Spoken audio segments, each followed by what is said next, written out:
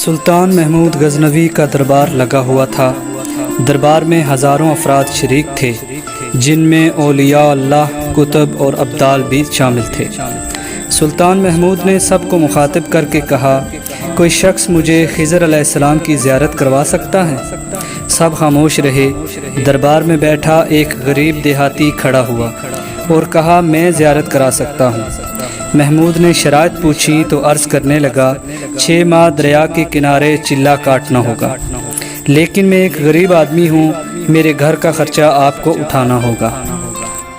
سلطان نے شرط منظور کر لی۔ اس شخص کو چلہ کے لیے بھیج دیا گیا اور گھر کا خرچہ بادشاہ کے ذمہ ہو گیا۔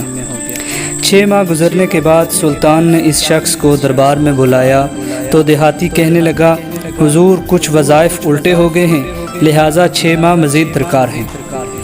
مزید 6 ماہ گزرنے کے بعد دوبارہ اس شخص کو دربار میں طلب کیا گیا تو بادشاہ نے پوچھا کہ میرے کام کا کیا ہوا؟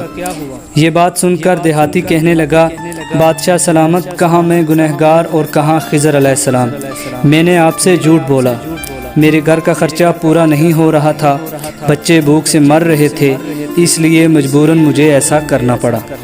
سلطان محمود غزنوی نے اپنے ایک وزیر کو کھڑا کیا اور پوچھا، اس شخص کی سزا کیا ہے؟ وزیر نے کہا، اس شخص نے بادشاہ کے ساتھ جھوٹ بولا، لہٰذا اس کا گلا کاٹ دیا جائے۔ دربار میں ایک نورانی چہرے والے بزرگ تشریف فرما تھے، کہنے لگے، بادشاہ سلامت، اس وزیر نے بالکل ٹھیک کہا ہے۔ بادشاہ نے دوسرے وزیر سے پوچھا، آپ بتاؤ، اس نے کہا کہ اس شخص نے بادشاہ کے ساتھ دھوکہ کیا ہے، اس کا گلا نہ کاٹا جائے بلکہ اسے کتوں کے آگے ڈالا جائے تاکہ اسے مرنے میں کچھ وقت تو لگے اور یہ ذلیل ہو کر مرے۔ دربار میں بیٹھے ہوئے اسی بزرگ نے کہا، بادشاہ سلامت، یہ وزیر بالکل ٹھیک کہہ رہا ہے۔ سلطان محمود نے اپنے پیارے غلام ایاز سے پوچھا کہ تم کیا کہتے ہو؟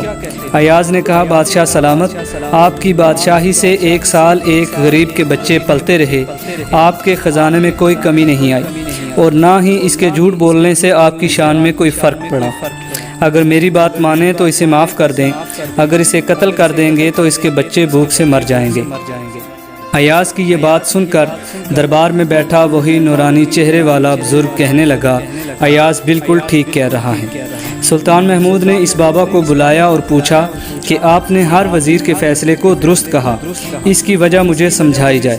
بابا جی کہنے لگے، بادشاہ سلامت، پہلا وزیر جس نے کہا اس کا گلا کاٹا جائے وہ قوم کا کسائی ہے، اور کسائی کا کام ہے گلے کاٹنا۔ اس نے اپنا خاندانی رنگ دکھایا، غلطی اس کی نہیں آپ کی ہے کہ آپ نے ایک کسائی کو وزیر بنا لیا۔ دوسرا جس نے کہا اسے کتوں کے آگے ڈالا جائے، اس کا والد بادشاہوں کے کتے نہلایا کرتا تھا، کتوں سے شکار کھیلتا تھا، اس کا کام ہی کتوں کا شکار ہے۔ اس نے اپنے خاندان کا تعارف کرایا۔